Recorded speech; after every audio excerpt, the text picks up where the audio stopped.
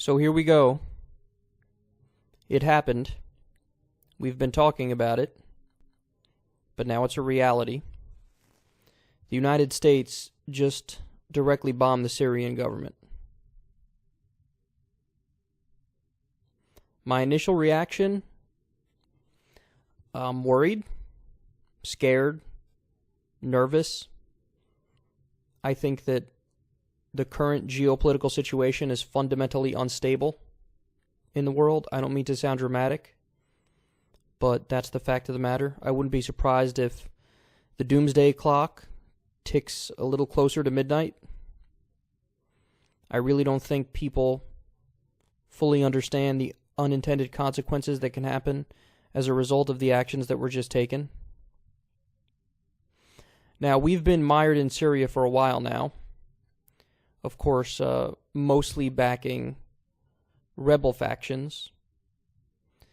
We also, of course, have CIA-backed rebels fighting Pentagon rebels in Syria. So we've been on both sides of the fight to a certain extent, but most of our support has been on the side of the rebels. So far, the few times that we've actually attacked Syrian government outlets, or affiliates, I should say, it was just that. It was affiliates. It was troops on the ground that were working with the Syrian government. This is a new escalation. This is a direct attack on Damascus, in fact, so the capital of Syria. So let's take a look at some of the facts on the ground as we have them now. So the investigators were on their way to look into the alleged chemical attack. That's the whole basis that they're giving us for these strikes now. And they were going to arrive on Saturday. But the U.S. couldn't wait until then, and we bombed before there was any evidence and any investigation. The U.S. government released some bullshit response about how we have high confidence that Assad indeed did do a chemical attack against his own people. There was no independent investigation. The investigators were going to arrive there on Saturday, but we bombed before they could get there. Weird, isn't it? Here you have Max Blumenthal. He says, Secretary of Defense Mattis was doing a press conference, and a reporter said, "What was the evidence that the Syrian government delivered the chemical attack to Douma?" Mattis said, quote, "I am confident they had the capability to carry out a chemical strike." So no evidence, and Mattis could not specify whether sarin or chlorine gas was used. Again, weird. A rush to attack. It's almost like we've seen this before. It's almost like this is Iraq 2.0. Look what's already happened. Breaking, civilian casualties are being reported in Damascus, as at least 2 residential areas have been struck by the U.S.-led forces' missiles. At least 4 dead in one of the strikes. There's also been some scattered reports of the Syrian military responding.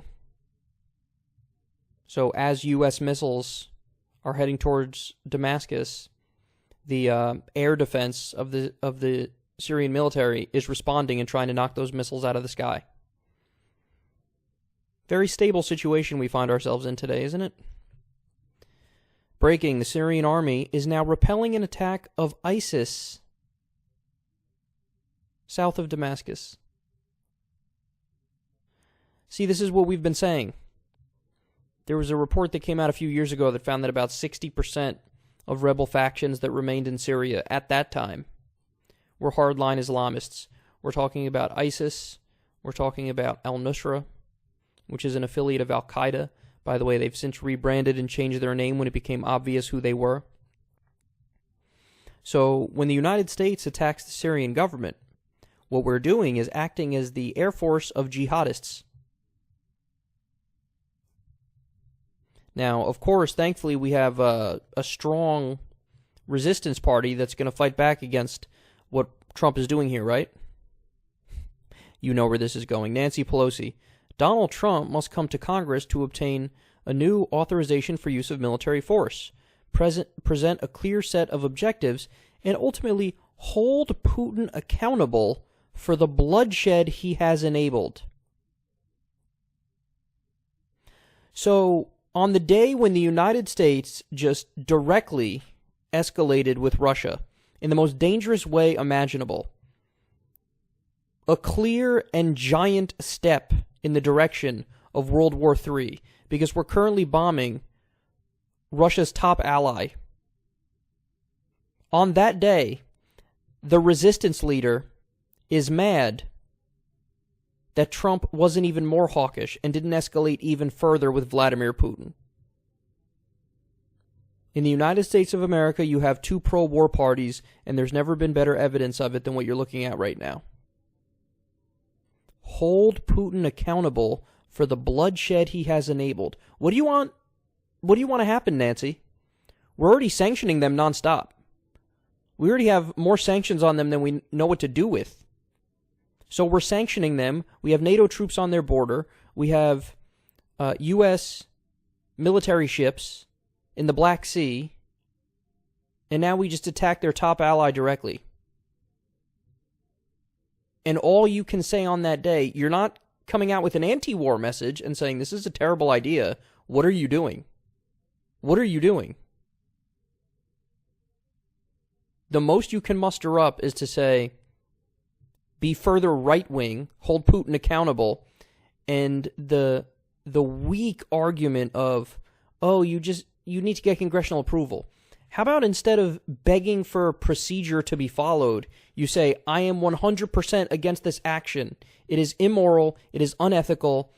Obviously, the Syrian government poses zero threat to the United States of America, and we should only use our military unilaterally for defense of the nation. I thought war was supposed to be a last resort. I thought war was supposed to be something that we do when we're defending ourselves. That's why we call it the Department of Defense, right? No. Because the Democrats are not even against this. They're for it. Resistance Party my ass.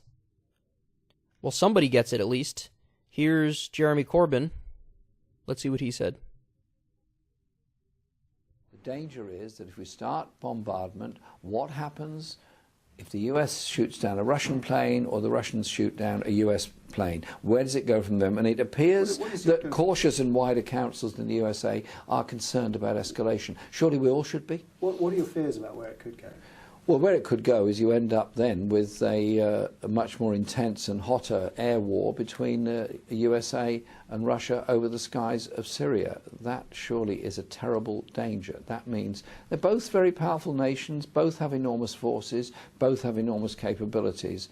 Surely it's time for them to recognize that in the interest of everybody else, they should hold back and put the pressure they can, both on their allies within the region and, in Russia's case, on the Syrian government.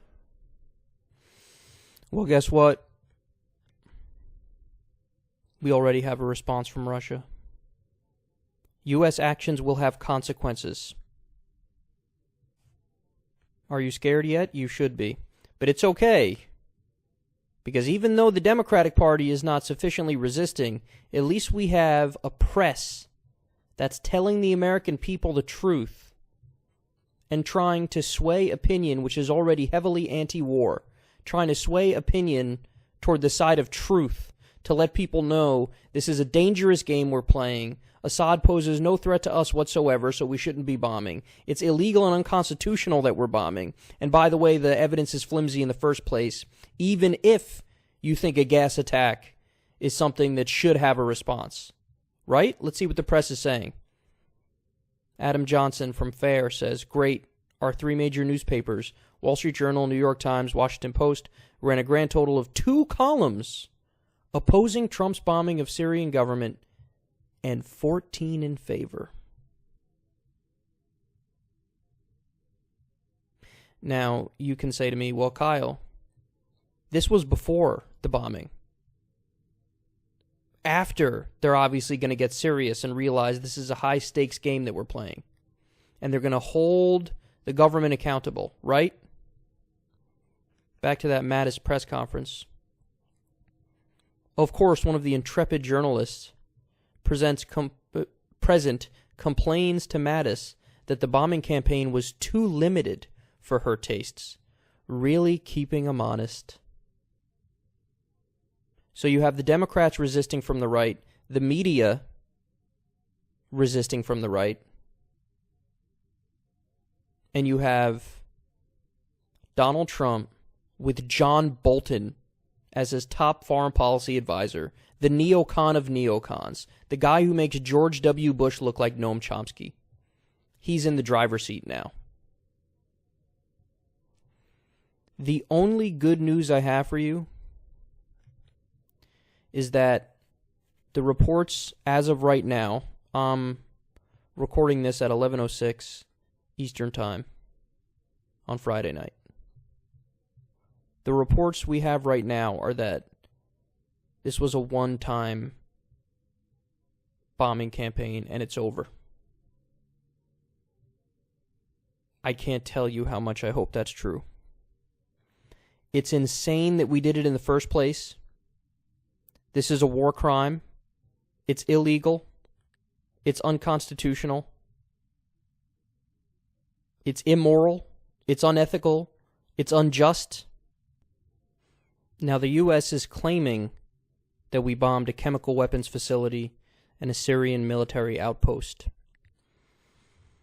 Hear me now, quote me later. I'm calling bullshit on the idea that they bombed a chemical weapons facility. For one thing, Assad already gave up his chemical weapons. It was a giant international story a few years back when John Kerry and top Russian officials were having a press conference, and Russia basically asked, hey, is there anything that Assad can do to have you guys not attack him? And Kerry said, well, he could give up his chemical weapons, but that's not going to happen. And the very next day, Assad came out and said, take my chemical weapons here. I'll give them over. And now they're claiming that he has a new chemical weapons facility, and that's what they just attacked. And guess what, guys? This genius decided to put his chemical weapons facility in the middle of the capital of Syria, Damascus. Nonsense. This seems much more likely to me. Reports of Hezbollah headquarters hit by several U.S., UK, France cruise missiles in a town in northern Homs. If true, this may trigger an escalation. Hezbollah may choose to retaliate against Israel. So that seems much more likely to me. Now, some of you might be asking, well, what the hell is Hezbollah doing in the middle of the Syrian capital right now? The answer is fighting ISIS. They've been working with the Syrian government to fight ISIS. So I conclude with what I started with. This has me worried. This has me frustrated. This has me angry. And if you don't feel the same way, I don't think you're paying enough attention.